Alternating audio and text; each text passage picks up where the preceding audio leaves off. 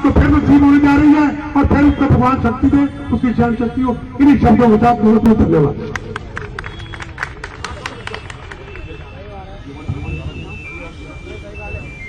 भाइयों, मैं रिक्वेस्ट करूंगा किरण जी से कि वो कुछ आप लोगों को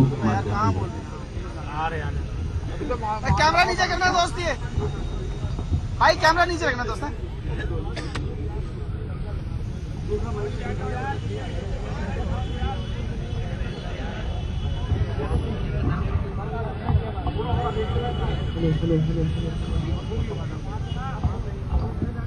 साथियों, मुझे बताया गया है कि यहाँ पर एक तो ऑटो चालक, ऑटो यूनियन के लोग हैं और यहाँ भारतीय मजदूर संघ भी हैं। और ऑटो वाले भाई कितने हैं? वो हाथ खड़ा करें। ऑटो वाले भाई, तो भारतीय मजदूर संघ और मेरे ऑटो के भाई। साथियों, जो तो आपके पिताजी के उम्र के हैं, वो सब जानते हैं किस इंसाफ से जो मेरे ऑटो ड्राइवर या टैक्सी यूनियन कोई भी, मैं तो इस वक्त आपके बीच में हूँ क्योंकि मजदूर संघ है या ऑटो ड्राइवर है। आप मुझे एक भी व्यक्ति मेरी 40 साल की पुलिस सर्विस में ला दीजिए जिसके साथ मैंने अन्याय किया हो। आप फिर कह रहे हो ऑटो वाले और मेरे मजदूर संघ, मैं कह रही हूँ ईश्वर को हाजिर नाजिर समझते हुए एक व्यक्ति के ले आओ। आज भी मैं एक जगह गई, मैं देखिए, जब आप अच्छे कर्म पीछे करते हैं वो आपका वर्तमान बन जाता है, और जब अच्छा कर्म वर्तमान में करते हैं वो आपका भविष्य बन जाता है। मेरा भविष्य ये पिछले किए हुए कर्मों से बना है, मैंने नहीं बनाया, ये मेरे पुराने कर्मों से आया। मुझे क्या पता था आज मैं आपके सामने आपके आऊंगी कि आओ भारतीय जनता पार्टी की सरकार बनाए। कभी मैंने सोचा था? कभी सोचा नहीं था कि मैं आकर एक दिन मुझे भारतीय जनता पार्टी बुलाएगी और कहेगी चलो चीफ मिनिस्टर का काम करो, संभालो, लेकर अगुवाई करो। मैंने सोचा था? और अगर मेरा भूतकाल घटिया होता, मैं आज आपके सामने खड़ी हो सकती थी। वो तो 40 साल की सरकारी सर्विस में वो खड़ी हो सकती थी। एक जना खड़ा होकर कहता मैडम आपने मुझे मरवाया, मैडम आपने मुझे गिरफ्तार किया, मैडम आपने मेरा छूटा चलान कराया। एक भी जना कह सकता, एक जना कह सकता, एक भी रेडी हटवाई हो? मैंने तो यहाँ तक रेडी लगवाई। हम कहाँ पे सर? जिस व्यक्ति ने कोई गलती की वो कहता मैडम मैं तो कच्ची शराब बेचना जानता था, मेरी मदद करो, मैं तेरा सुधार करूंगी। और क्या चाहिए? रेडी लगवाई। मैंने पता नहीं कितनों की रेडी लगवाई, मैंने कोई दूसरी नहीं बोल रही। उस वक्त मैंने शक्ल देखी कि इसके बच्चे हैं, उन्होंने स्कूल, मैं इसका परिवार चलने दूं क्योंकि ये सुधरने वाला है।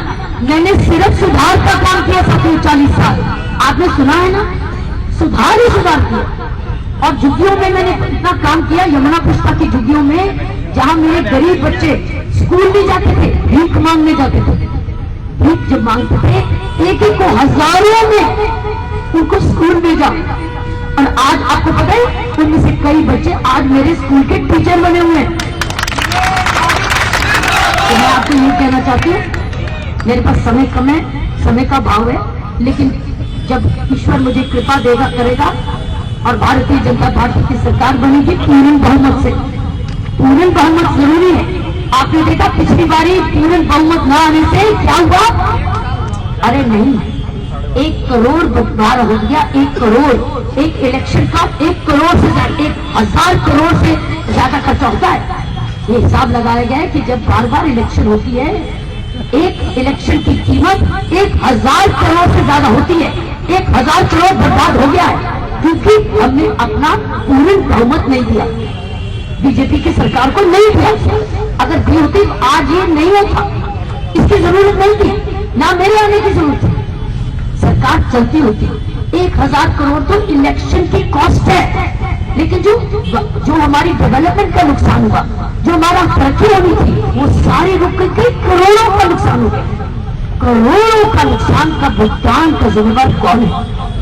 वो व्यक्ति जो की जिम्मेवारी लेके भाग गया, वो व्यक्ति जो सीधा प्रधानमंत्री आया था कि दिल्ली चलाने, नियत हो गई पार्लियामेंट साथियों, इस बार वोट जिसको मर्जी करो, ये आपके अपना फैसला है, ये सिर्फ आपका फैसला है। अगर आप स्थिर सरकार चाहते हो और ऐसी सरकार चाहते हो जो सेंट्रल गवर्नमेंट के साथ जुड़ के काम करे, जिससे हमें करोड़ों की डेवलपमेंट मिलनी है, प्रधानमंत्री जी से सब कुछ मिलना है, क्योंकि गवर्नमेंट ऑफ इंडिया से हमें पैसे मिलते हैं दिल्ली को। दिल्ली की टैक्सेशन नहीं काम करती। दिल्ली का चालक जो है भारत सरकार से जब पूंजी आती है वो चलाती है, दिल्ली की हमारी टैक्सेशन से नहीं चलती। तो हमको उनसे बहुत कुछ लेना है। अगर हमने दिल्ली को भारत सरकार के साथ ना जोड़ा, हम फिर वंचित रह जाएंगे, फिर आएंगे ऐसे करके मांगते रह जाएंगे, फिर करोड़ों का नुकसान होगा, फिर हम वापस इसी प्रकार रुकते रहेंगे। साथियों, फैसला आपका है। मैंने कभी किसी से कुछ मांगा नहीं है, जिंदगी में कुछ नहीं मांगा, मैं अभी भी नहीं मांगूंगा। फैसला आपका है, आप सबका।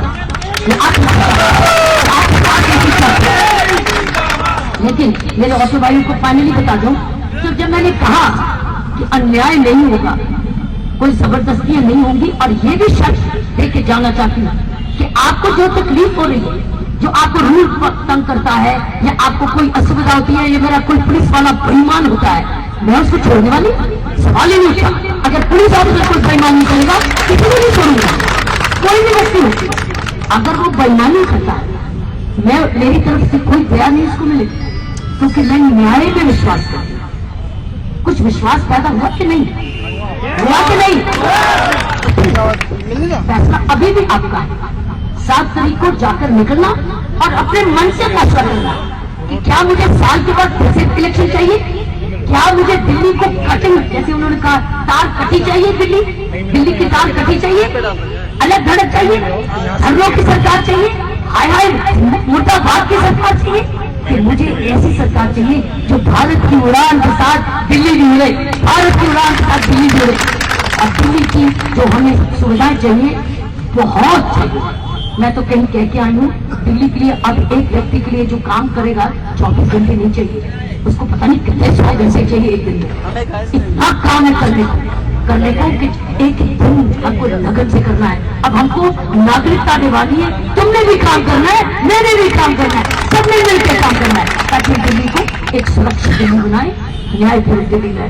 अगर विश्वास है तो भाजपा को वोट दे देना, नहीं विश्वास है तो जो मर्जी, ये आपकी अपनी इच्छा है। मैं तो अपने आप को त्यागने आई हूँ, मैं तो समर्पण करने आई हूँ, एक देशभक्ति के रूप में आई हूँ। भारत माता की। वेरी इंपॉर्टेंट, एक मिनट के लिए